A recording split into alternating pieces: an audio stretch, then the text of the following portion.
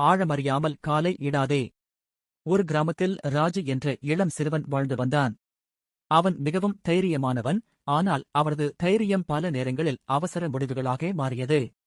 எதையும் முழுவதும் அறியாமல் உடனே செய்துவிடுவதே அவரது பழக்கம். ஒருநாள் கிராமத்திற்கு அருகிலுள்ள காட்டில் ஒரு பெரிய ஏரி இருப்பதாகவும், அதன் மறுபுறம் சென்றால் நிறைய பழ மரங்கள் இருப்பதாகவும் நண்பர்கள் பேசிக் கொண்டனர். இதைக் கேட்ட ராஜு யோசிக்காமல் உடனே அந்த ஏரியை தாண்டிச் செல்ல முடிவு செய்தான். ஏரியின் ஓரம் சென்றபோது நீர் அமைதியாகவும் ஆழம் குறைவாகவும் தெரிந்தது. இதை கடப்பது எளிதுதான் என்று நினைத்து ராஜு நீருக்குள் காலை வைத்தான். ஆனால் சில அடிகள் சென்றவுடன் திடீரென ஆழம் அதிகரித்தது. ராஜு சமநிலையை இழந்து நீரில் மூழ்கத் தொடங்கினான். அதிர்ச்சியடைந்த அவன் உதவி கேட்டு கூச்சலிட்டான். அருகில் இருந்து முதியவர் ஒருவர் அவனை பார்த்து உடனே கயிறு எறிந்து காப்பாற்றினார்.